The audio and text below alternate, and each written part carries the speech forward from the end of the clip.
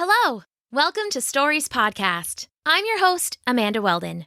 Today's episode is the long-awaited conclusion of the brilliant Firefly, Revolt, the final book in the original trilogy by Daniel Hines. Thank you for being so patient with us as we finished it.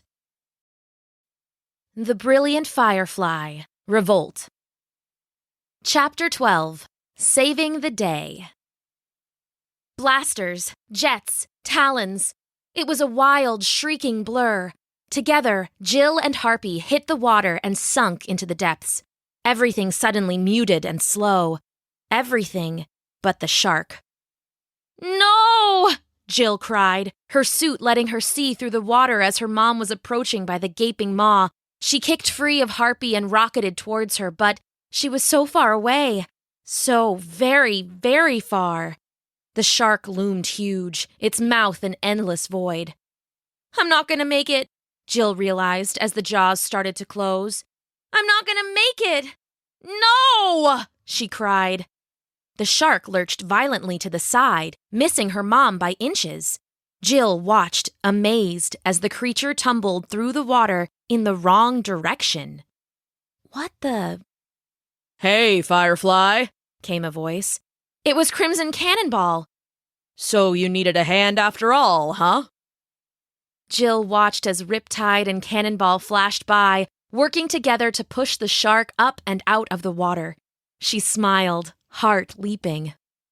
"Little help here, big guy?" "Right, coming." Jill flew over and joined them, hauling the shark up and out of the water.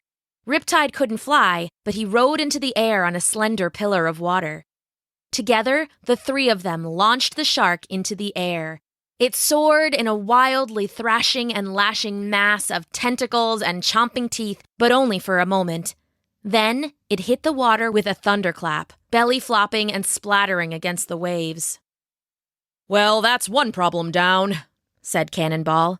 The three of them hung in the air together, Riptide balancing on his column of water. "I gotta get my mom out of there," Jill said. "That's your mom?" "Long story." "We're not far from shore," said Riptide. "Please, leave your mother's safety to me." "What, really?" Jill asked. "It's already being handled." Jill glanced and saw her mom was being lifted by a family of gray dolphins. The laughing, splashing creatures began to swim her gently to shore. Jill had almost forgotten that Riptide could command some sea creatures. It wasn't useful all that often, but Jill could kiss those dolphins right about now. "Guys, thank you," she said. "No sweat," said Cannonball. "What's the plan?" Jill told them everything. They were a little alarmed that Firefly turned out to be a teenage girl, but they were surprisingly quick to get over it. It turns out superheroes are used to putting up with some weirdness among their coworkers. She had planned on them to help cover her escape, but that little glowing flower had smashed their plan to pieces. It was time for a new plan, something less clever and more punch-based. "We gotta stop that bomb, but they're all over me," Jill said. "You guys gotta keep Harpy's friends off my back." "I'll take the Tin Man," said Cannonball. "And let me quench the fiery fellow," added Riptide. "All right," Jill said. "I'll get the bomb." She looked back and forth between the two heroes. She hadn't thought much of them when she lived in Giga City, but she would be forever thankful that they had her back. "All right, guys," Jill said. "Let's go save the day." Riptide smiled and flipped into a dive. Crimson Cannonball whooped and rocketed away. Jill spotted Harpy on the horizon. She was making a break for it, flanked by her flying bricks. "Jill," Specs said. "they're getting close to the city." "I'm on it, Specs," she said, kicking on the jets and blasting into a brilliant corkscrew. She closed on Harpy in a flash, but Giga City loomed huge on the horizon. The island must have moved closer while Jill was unconscious. No time to lose, Jill thought as she closed in on Harpy. The blaster hadn't worked before, so she abandoned it. Instead, she dropped her shoulder and used her body like a missile, slamming full speed into the villain's back. The brick bird woman spun like a cat and they collided once more. This time, Jill blocked the talons and slammed an elbow into Harpy's solar plexus, watching the mutant wince. Watch your head! She glanced up and saw the crimson cannonball blast into the brick knight, shattering his lance and knocking him from the saddle. The dragonfly managed to catch his rider before he hit the sea, but Cannonball was after them again, slamming the armor from his foe's body. And let's turn down the heat. Jill spun and saw Riptide rising from the sea, his legs lost in a curving dragon of water. The burning red brick tried to get away, but the waters came too fast. Like miniature dragons, they rose from the sea, lashing out at the fiery woman and dousing her flames. What? Cried Harpy. I thought you were tough, Jill said, coming to hover in front of her. Afraid of a fair fight? Die! She snarled, and her talons lashed out, screaming over the metal of the armor. They broke apart and clashed again. Like an intricate dance, they wove around each other in the air. It was beautiful and graceful, but Jill knew it could easily prove fatal as well. I can't let you drop that bomb, Jill said while they grappled. You'll never stop me! Harpy snarled back. Last chance, Harpy! In response, Harpy flapped her enormous wings and drove herself at Jill, talons outstretched to kill. Time seemed to slow. Jill could see the sunlight gleaming on each of Harpy's talons, making them glow red as blood. They reached out for her, curled with deadly purpose. And Jill remembered Grandpa Jack. Jilly Bean, he had said. Mad doesn't equal strong. Mad is the wind, howling all night to no effect. You want to win a fight? You be the lightning. Cool, calm, and collected, watching for that perfect time and place to strike. That's the one to watch out for in a scrap. That's the one who wins. So let those bad winds howl, baby girl. You just keep it cool. Cool, thought Jill. Cool and calm and collected. And dangerous. That, too. The talons slashed and Jill waited, and finally dodged at the last moment, letting Harpy's rage carry her by in a wild lurch. Head clear, Jill lashed out with a roundhouse kick that cracked into Harpy's wing. The brick screamed, a strangly bird-like scream, and flapped away. Tried to flap away. Jill rocketed forward and sank a fist into Harpy's gut, doubling her over. As she pitched forward, Jill rocketed up and struck her heavily armored knee into Harpy's jaw. There was a crunch that Jill felt more than she heard. Never stop me! Harpy squawked as she went down. Jill watched in horror as the bomb slipped from her talons and tumbled towards the bay. The red glow seemed to get brighter as it fell. Jill flipped into a dive, flaring her jets. Bomb's falling, Specs said. I'm aware, Jill said. Check my camera? Oh, man, Specs replied. The bomb fell in front of her, plummeting towards the bay. Jill reached out just a little more and snagged it by the iron handle. She pulled out of her dive just above the water and staggered back into the air. Even with the Firefly suit, it was heavy. Harpy drifted past her, wings causing her to fall in lazy circles. Harpy's down in the bay, Riptide said over the comms. I'll round her up. And I have the bomb, Jill said. What do I do with it? Space, right? Said Cannonball. Firefly used to throw things into space. No good, Jill replied. Harpy punched through my armor. I'm not spaceworthy at the moment. The ocean? Said Specs. The ocean is as full of life as the land, Riptide replied. What about an island? Jill said. It would have to be uninhabited. Not exactly, Jill replied, kicking on her jets. The comm chatter faded into the background as she broke the sound barrier and kept on going. At that speed, it wasn't long before the Scarlet King's island appeared on the horizon. Jill, you sure about this? Specs asked. It's not my bomb, Specs, she replied. I'm just bringing it home. Jill slowed to a hover above the island, giving one last look to its volcanic spires and twisting brick forests. It was almost beautiful. Almost. Goodbye, Scarlet King, Jill said, and the bomb tumbled out of her grip. Chapter 13. Take Flight. The bomb thudded into the canopy of the red forest, crashing through branches and disappearing into the brush below. For a moment, Jill thought it hadn't detonated. Was it maybe a bluff all along? No. The forest suddenly swelled with red light. It began at a single point and then spread. The explosion came a moment later, bringing the sound and the fury. It rushed past Jill in a howling surge and she tumbled backwards in the air. The red light became blinding. The howling became a barbarian's endless roar. "Specs, what's happening?" "I think it was supposed to detonate in the air, right? It hit the ground in one piece. The energy is too concentrated." A tentacle whipped suddenly, impossibly into the air. It had grown from the island, blended with the creeping ivy, and reformed into a brick monstrosity. "I think you may be right," Jill said as the tentacle pushed past her and continued to grow. Like Jack and the Beanstalk, Jill thought. Maybe you should get out of there." A dozen more tentacles surged into the air, each sprouting hundreds of feet and continuing to grow. The sky turned dark, clouds colored red and angry. "Jill, get out of there!" "Right," said Jill, wrenching her stare away from the island below. She kicked on the jets and was immediately swatted out of the air by a tentacle as thick as a subway tunnel. It sent her spinning down towards the island.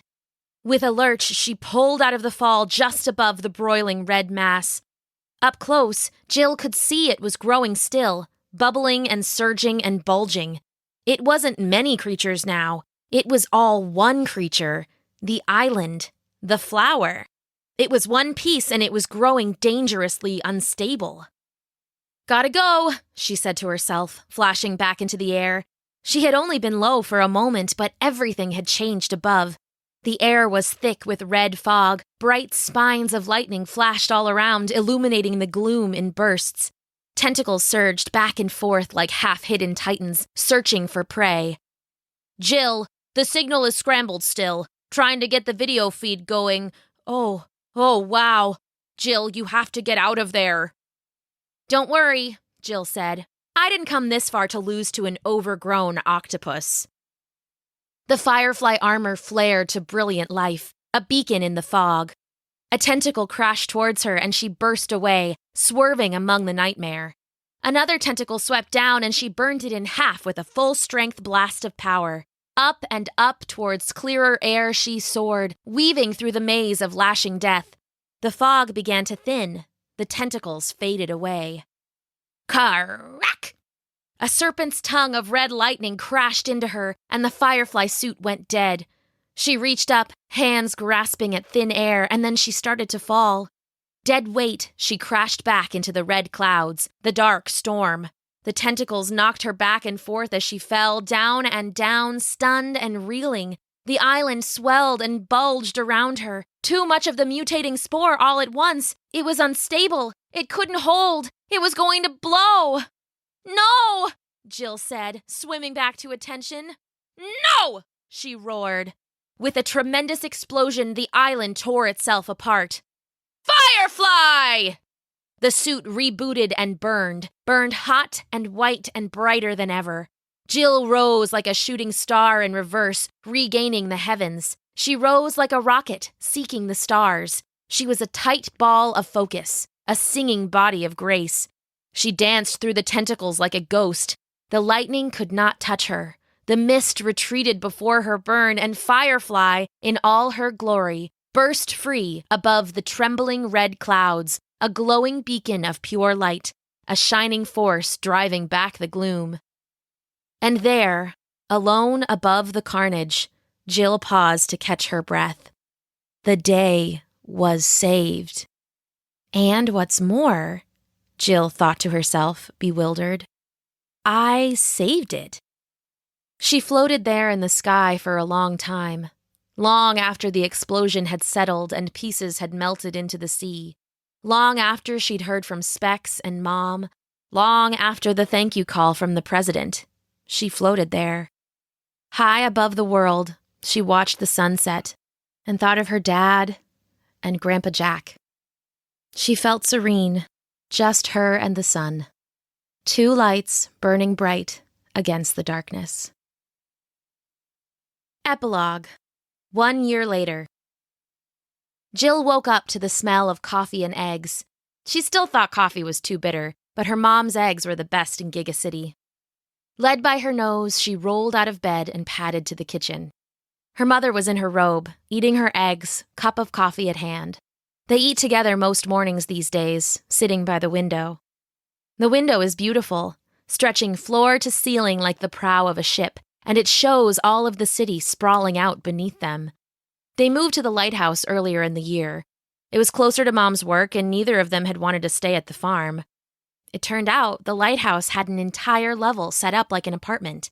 It's more modern than Mom likes, but even she had to admit, you can't beat the view.